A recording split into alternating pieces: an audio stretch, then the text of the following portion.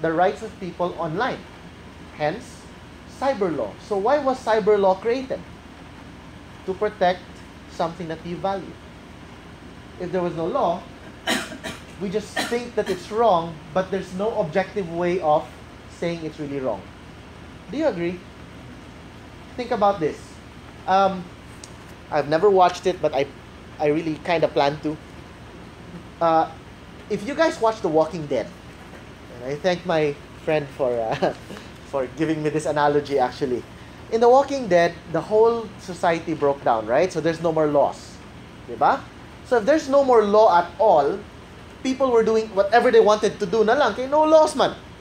So people still had a sense of conscience. They still felt some things are right, some things are wrong. But you can't really say that's right or that's wrong, or we should punish people for this and that. Because there's no real objective law that everyone was given and everyone agreed with. So what happened was, when they started forming a community or a group, they started making their laws and they started to decide this would be right, this would be wrong. They had to form laws. In the same sense, the world without laws was chaos, and so God had to come down and say, here are my laws, my principles, my precepts. This is what you have to follow.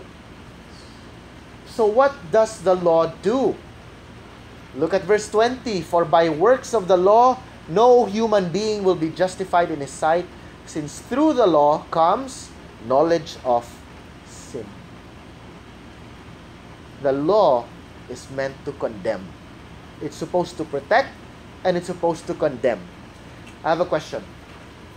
Let's pretend someone does something against you that is so bad, but there's no law against it. So what do? Okay, let's just pretend you can't have revenge. You can't shoot the person, okay? Someone does something so bad, but there's no law. Let's just pretend. There's no criminal law. There's no law that punishes that sin against you. Of course, you want to have revenge, right? But if you want justice, really, what do? Diba? You run to the government and you go, is there no law for this? And then they'll say, sorry sir, none. You should make a law. You'd be angry that there's no law because you were the one victimized. But if you're the criminal, you'll be, there's no law. Right? No one's gonna punish me because there's no law. So, who are we? In this case, we are the criminals sinning against God. And God says, well, I'm the victim, I'm also God, and I'm also the lawgiver. Here's the law so that you will know it's wrong and so that I am now condemning you. And it's God doing it now, not the government. So, walang takas. We have no escape. Look at verse 21. But now the righteousness of God has been made manifest apart from the law. Although the law and the prophets bear witness to it, the righteousness of God through faith in Jesus Christ for all who believe. For there is no distinction. All have sinned. So, ma-Jew pa ka, ma-Gentile pa ka, Chinese, American, Italian, Japanese, Turkish, whatever. You know, you might be Muslim, atheist, agnostic, New Age, Catholic, Christian. Doesn't matter. If all you have is really just religion outward, but there's no real heart devotion to God, no real faith in Christ, wala. Sa Binisaya pa, paksit. So verse 24. So through Christ kuno, we are justified by His grace as a gift through the redemption that is in Christ Jesus, whom God put forward as a propitiation by His blood to be received by faith. Ato hinahinayon ha, let's go through it slowly. So how are we justified? How are we saved? How are we forgiven? By grace. Meaning we don't deserve it. So it's by grace. As a gift. So, if someone gives you a gift, it's free for you. It's not free for the one who gave you the gift. Gipalit man to niya sa SM. So, siya nagbayad, ikaw dawat. So, it's by grace for you. It's a gift for you, but for God, it costs a lot. Through redemption. So, this is not just, when God saves you, it's not just, okay, I forgive you, bites na ka. But there's redemption, meaning God's redeeming you. All the stuff that you've done wrong, all the sins that you've committed and all the sins committed against you, God redeems. So some people, I'm sure you've heard testimonies when people say, oh, I was kidnapped before, I was abused, I was raped, I was, this and that, I was persecuted. But thank God, He redeemed me. What does that mean? It means everything, all the sins committed against the person says, I know that God will return, will redeem. So it's kind of like naguba imong phone, can you imagine? And there's insurance. And so finally, you can run to the shop and go, hey, here's the receipt. Then you can get a redemption. Or if you have insurance and then you got sick, you got banggaan by a car, or you got an accident, right? You can claim and say, hey, here's my receipt. I have a plan. I'm not talking about a plan nga, what will happen, meaning a program or a product or a plan you got from an insurance company. Diba? Here's the plan and I can redeem it. So the sins you've committed and the sins committed against you. But through who?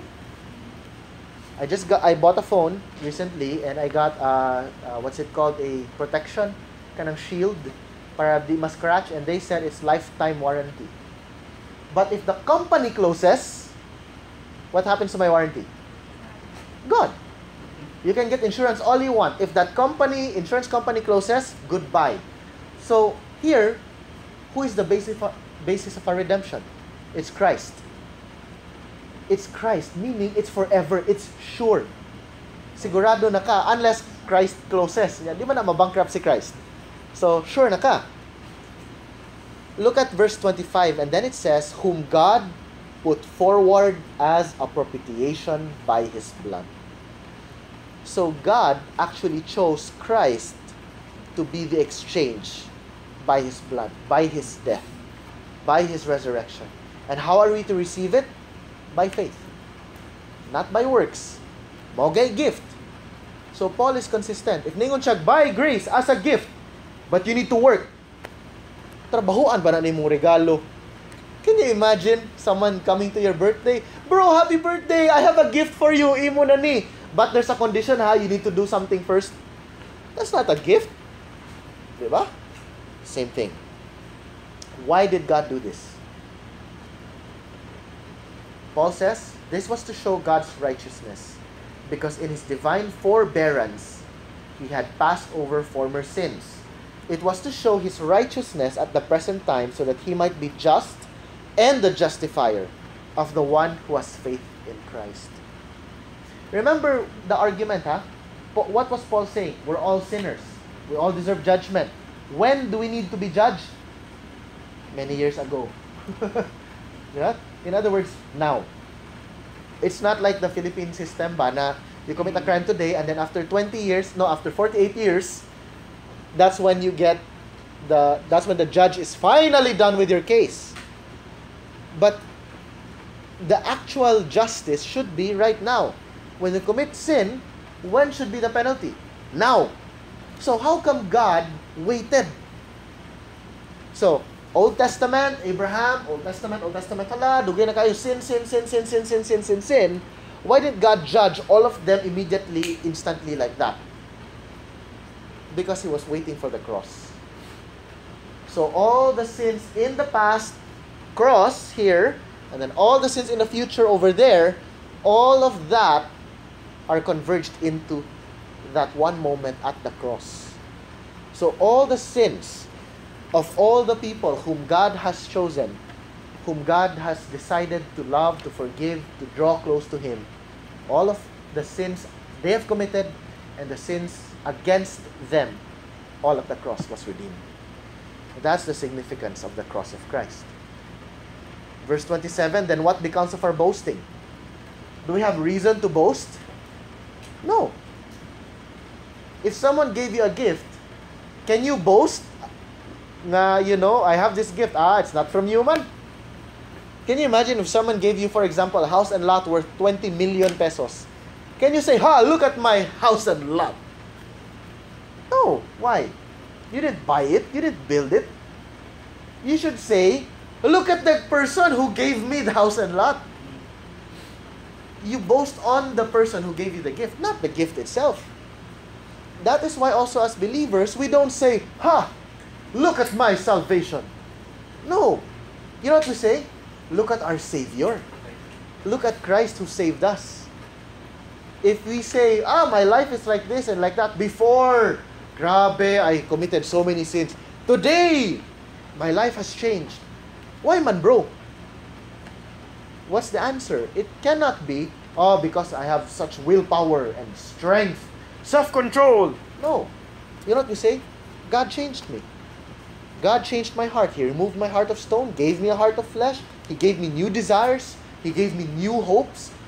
My source of joy is now His joy and not my own.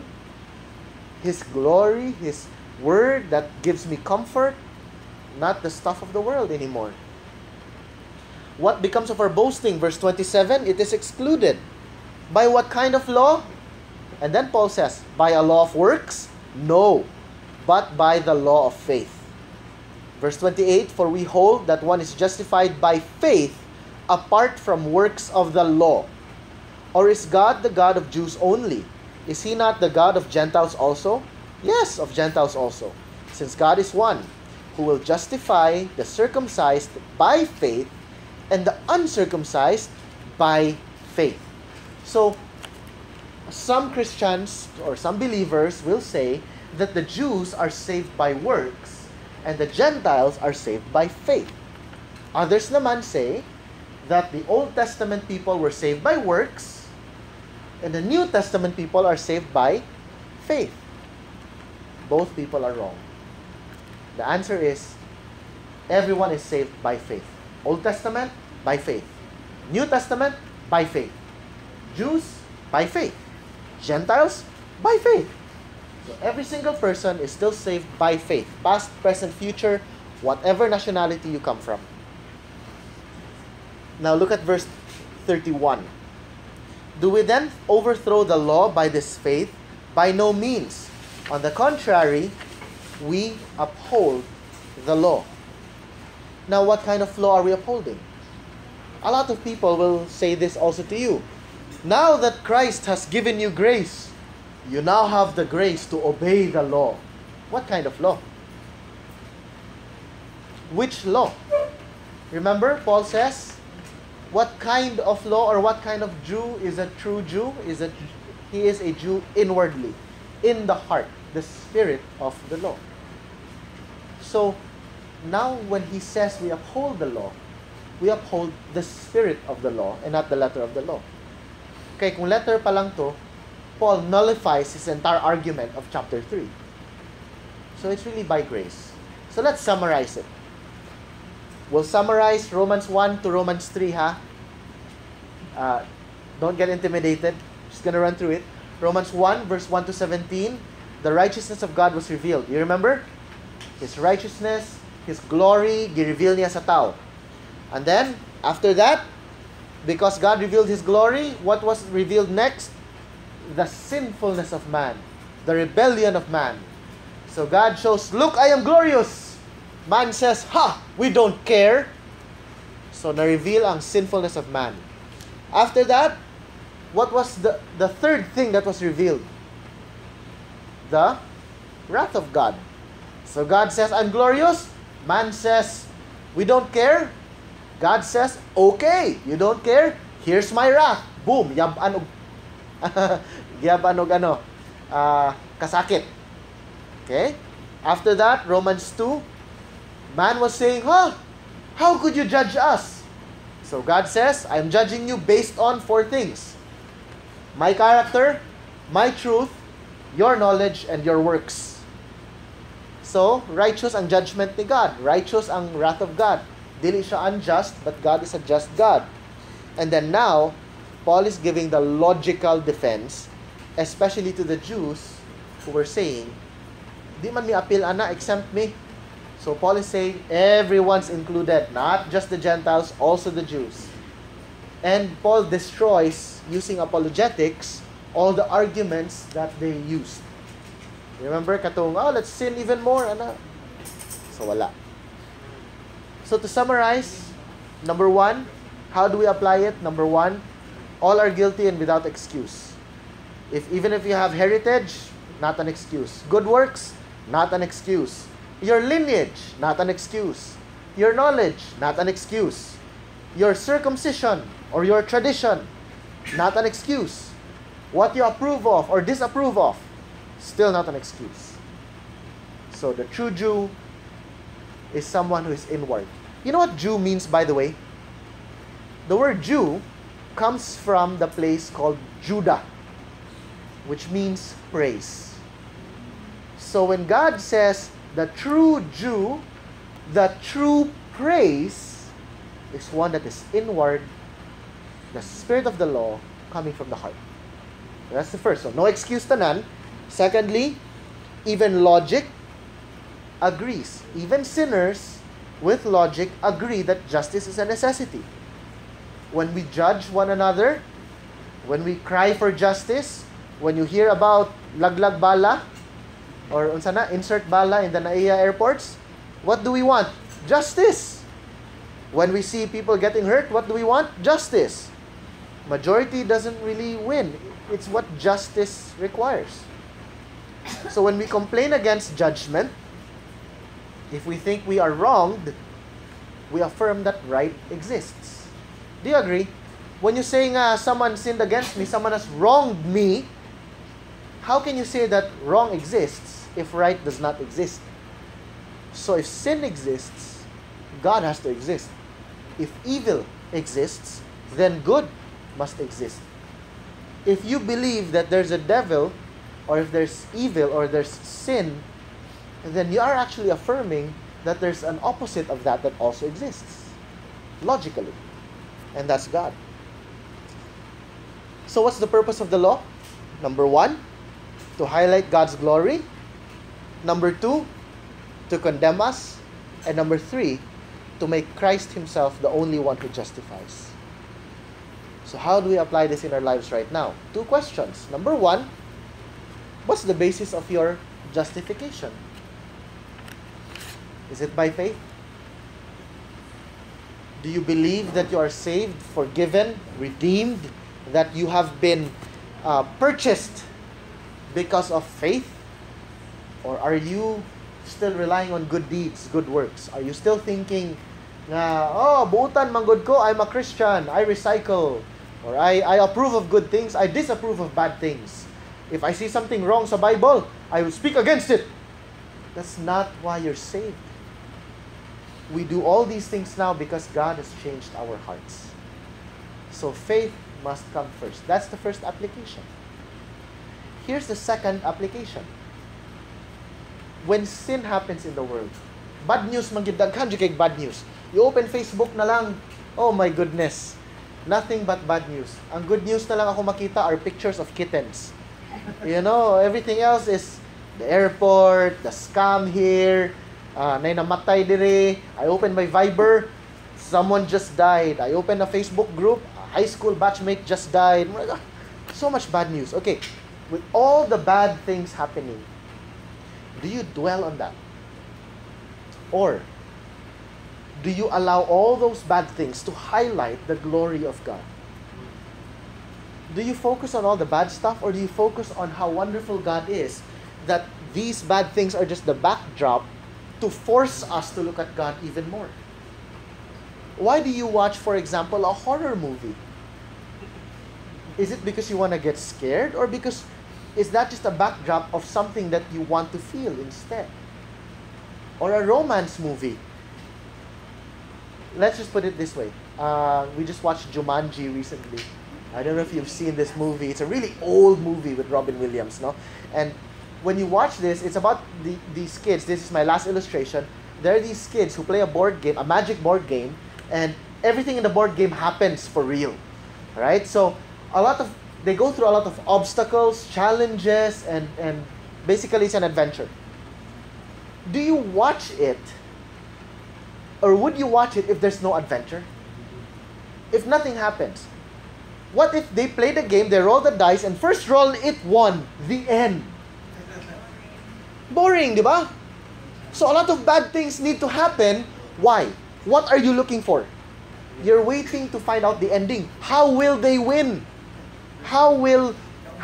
They beat the game? How will they finally defeat Jumanji? How will they defeat the board game? The same thing should be our perspective in life. Don't focus on the challenges alone. Okay, but said, if you watch a movie, it's all challenge, challenge, challenge, challenge, challenge, and then bad ending, they all die. But you'll be like, this is a flop. This movie sucks, right? If you think about this whole history as one big movie, what are you focusing on? Sin? Or the glory of God and the grace of God and the generosity of God despite our sin? If the human history started with Adam and Eve, the snake comes, and then before the snake could even talk, gitamakan sa Ginoo, wala na. Where's the glory of God there? It's not highlighted. Now, reverse it naman, if in the whole history, the snake comes, tempts Adam and Eve, sins, and then Christ dies, and then no resurrection, bad ending. What's the point of our Christian walk? Let's just all live for ourselves. Thank goodness. Yes, I'm not thanking God for the sin, Yes, there's sin. Yes, Adam and Eve fell. Yes, we all have sinned.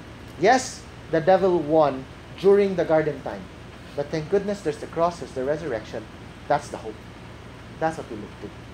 Whenever you sin, look at the cross. When people sin against you, look at the cross. When you look at sin encroaching more and more in the world, making the world a darker place, look at the cross. Look at Christ, the light of the world. Then you have hope. Then you have joy. Then you have peace. Then you have excitement. Not just for this life, but the next. You agree? Do you see it? What's your focus? Has to be the cross. So let's end with prayer today. After ending with prayer, we're going to have a class. So guys, you're welcome to stay. Please stay for our hermeneutics workshop. We're going to talk about the epistles. We're going to have a workshop, which is actually quite interesting. We're going to study an actual love letter. Okay? So let's end with prayer first. Lord, we thank you, Lord, for today. We thank you.